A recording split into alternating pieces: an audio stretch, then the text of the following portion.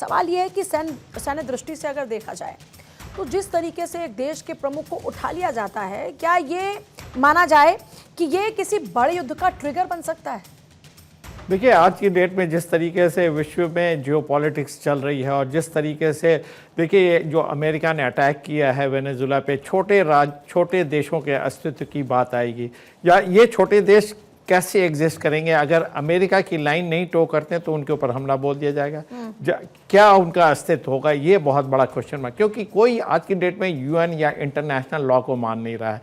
देखिए, उम्मीद तो की जा रही थी कि पहले डोनाल्ड ट्रंप ने किया क्या वेनेजुला में, पहले आपने पॉलिटिकल इंटरफेरेंस करने की कोशिश की, वो सक्सेसफुल नहीं हुआ तो आपने उनके सी में अपने जंगी बेड़े भेजे, एक तरीके का ब्लॉकेड लगाने की कोशिश की, इकोनॉमिक सैंक्शन इतने सीवियर लगाए, लेकिन जब उससे भी बात नहीं बनी तो आज आपने 11-11:30 बजे के आसपास उसमें मिलिट्री ऑपरेशन कर दिया गया।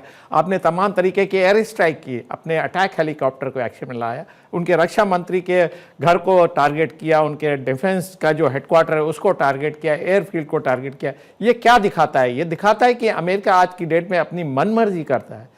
उसको देखिए, शांति पुरस्कार के लिए तो उन्होंने एक कैंपेन चलाया, 8 युद्ध को रोकने का दावा उन्होंने किया, कितनी सच्चाई थी वो पूरे विश्व के सामने है, और फिर आप इस तरीके के हमले करते हैं तो आपका जो बोलने, जो आपकी पॉलिसी है, कहते कुछ हैं करते कुछ हैं। देखिए, इसका इंडिकेशन मार्क रूबियो ने कुछ दिन पहले दे दिया था, लेकिन इतनी जल्दी इसका असर होगा ये किसी ने नहीं सोचा था, यह प्रत्याशित था। और जिस तरीके से देखिए वेनेजुला की सेना ने गिव अप किया, 11:30 बजे हमला और 4 घंटे के अंदर अंदर ही मदुरो को उन्होंने पकड़ लिया और देश के बाहर ले गए, उनकी वाइफ को भी पकड़ लिया। अब वहाँ सत्ता परिवर्तन की बात है। वो ऐसी सरकार चाहते हैं जो अमेरिका की लाइन टो करे, अमेरिका का जो वो एक तरीके का इन्फ्लुएंस वेनेजुला पे चाहते हैं, क्योंकि वहाँ पे नेचुरल रिसोर्सेज है, ऑयल का भंडार है, उस पर कंट्रोल करना चाहते हैं। और साथ में एक एक्सेस बनता है लैटिन अमेरिकन कंट्री का, लेकिन उसके विरोध में क्यूबा आया, उसके विरोध में आपके कोलंबिया आया, लेकिन ये सारे छोटे देश हैं, उनको भी एक मैसेजिंग है, और ब्राज़ील के लिए भी मैसेजिंग है कि आप अमेरिका के बरखिलाफ जाने की कोशिश ना करें। और यूरोप और तमाम वर्ल्ड को संदेश दिया है कि आप लैटिन अमेरिकन कंट्री में आप इंटरफेयर नहीं कर सकते, ये हमारे एरिया ऑफ इन्फ्लुएंस के कंट्री हैं, लिहाजा आप इनसे दूर रहें। बहुत ही क्लियर मैसेज दिया।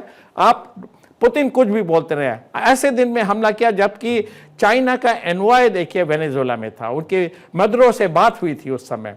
तो ये सारी चीज़ें दिखलाता है कि अमेरिका अपनी मनमानी करने पे तुला हुआ है, जो उसके राह नहीं चलेगा वहाँ सत्ता परिवर्तन करेगा। देखिए, ईरान में भी उसका इंडिकेशन दिया, ईरान का प्रोटेस्ट और अमेरिका का स्टेटमेंट, इन प्रोटेस्टेड पे आप अपने सिक्योरिटी फोर्सेस को डिस्प्रोपोर्शनेटली मत यूज़ करिए, फायरिंग मत करिए, नहीं तो अमेरिका वहाँ पे इंटरफेयर करेगा। इस तरीके की धमकी पूरे विश्व में, तो विश्व को वो किस दिशा में ले जाना है ये आज की डेट में सोचना पड़ेगा। जो आप बोल रहे हैं, जो कर रहे हैं, उसमें तमाम डिफरेंसेस हैं। आप अपने अमेरिकन कांग्रेस को भी आप कॉन्फिडेंस में नहीं लेते हैं और अपनी आप मनमर्जी कर रहे हैं, इसका जवाब दिया जाएगा। देखिए, रशिया ने डिमांड की कि यूनाइटेड सिक्योरिटी काउंसिल की मीटिंग हो, लेकिन इन सब का मतलब क्या है? ने इतनी जगह किया है, चाइना पे इस तरह के अटैक क्यों नहीं हो रहे? ये रशिया के ऊपर ये एक बड़ा सवाल है, उस पर हम आगे चर्चा करेंगे। सुरेश गोयल जी, फिर एक सवाल ये आता है कि जो हरकत अमेरिका ने की है, अंतरराष्ट्रीय कानून क्या कहता है? क्या ये अधिकार है किसी देश को?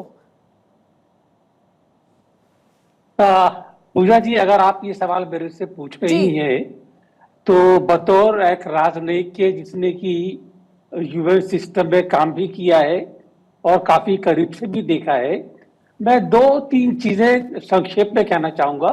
आपका पैनल काफी बड़ा है, काफी टाइम लग जाएगा वरना।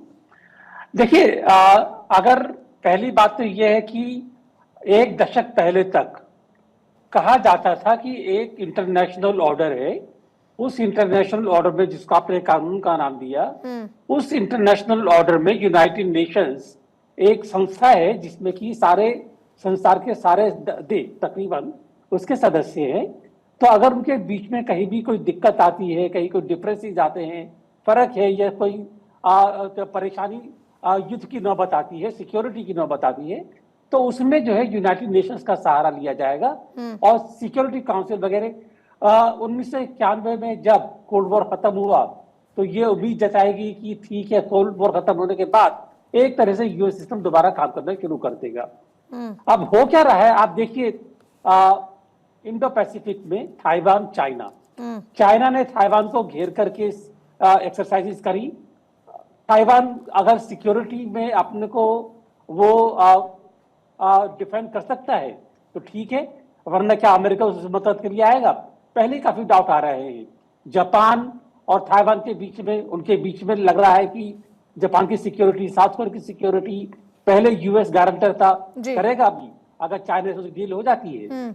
आप यूक्रेन का देख लीजिए। यूक्रेन में 4 साल पहले जब रशिया ने बेलारूस के थ्रू एंटर किया था, वजह चाहे कोई भी रही हो, जस्टिफाई कर सकते हैं हम, लेकिन जो उन्होंने हमला किया, क्या वो अंतरराष्ट्रीय कानून के अंतर्गत संभव था? आज जब हुआ है, जब नाइजीरिया में जब हमला किया, एक फिग लीफ ले ली गई कि हाँ नाइजीरिया ने मेरा साथ दिया, जी। सीरिया में हमले हुई, और आज जो हमला हुआ वही हुआ कि मेरा अपना एक नेशनल इंटरेस्ट है, मेरे को वहां के ऑयल के भंडार चाहिए, मेरे को सरकार चाहिए जो मेरे सपोर्ट में हो, तो मैं ये करके रहूंगा क्योंकि मदुरो मेरे खिलाफ है। तो सवाल ये है कि अंतरराष्ट्रीय कानून, अंतरराष्ट्रीय ऑर्डर जिसका नाम लिया जाता है, वो अंतरराष्ट्रीय ऑर्डर अब एक तरह से खत्म हो चुका है। अब इसमें अगर भारत को, मैं भारत का नाम लेता हूं, भारत को अपनी सुरक्षा करनी है, चाइना हमारे नॉर्थ में है, तो हमको अपनी सुरक्षा खुद करनी होगी। हम ये नहीं सोच सकते हैं कि कोई हमको सहारा देने के लिए आएगा। हाँ, डेफिनेटली। तो अंतरराष्ट्रीय कानून की बात छोड़ दीजिए आप, अब खाली एवरीबडी फॉर हिमसेल्फ और इटसेल्फ। अपनी सुरक्षा खुद करो, अपने बारे में खुद सोचो। संजीव श्रीवास्तव जी, एक तो ये एक अहम सवाल है ही, लेकिन पीस थ्योरी की बात करने वाले ये अमेरिका फर्स्ट वाली कौन सी पॉलिसी को जस्टिफाई कर रहे हैं?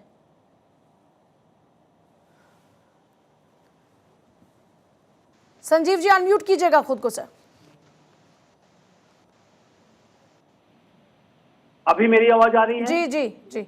हाँ, देखिए, यदि यूनाइटेड स्टेट्स ऑफ अमेरिका जैसी महाशक्ति जो कि अपने आप को डेमोक्रेसी का, ह्यूमन राइट्स का और इंटरनेशनल रूल्स बेस्ड ऑर्डर का डिफेंडर होने का दावा करती है, उसका दम्भ भरती है और दुनिया में घूम घूम करके अनेक तरीके के तर्क देती है कि यहाँ पर ये वायलेशन नहीं होना चाहिए, वहां पर वो वायलेशन नहीं होना चाहिए।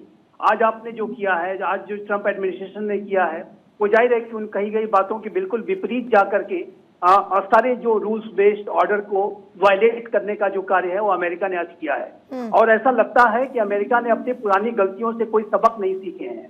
2003 में याद दिलाना चाहूंगा आपके दर्शकों को, उस समय George W Bush United states of America के राष्ट्रपति हुआ करते थे और उन्होंने उस समय सद्दाम हुसैन की जो इराक में जो रजीम थी उसको इस आधार पर कि और एक आरोप लगा करके, जिसका कोई सबूत नहीं मिला, कभी भी नहीं मिला, कि सद्दाम हुसैन न्यूक्लियर वेपन्स बना रहा है।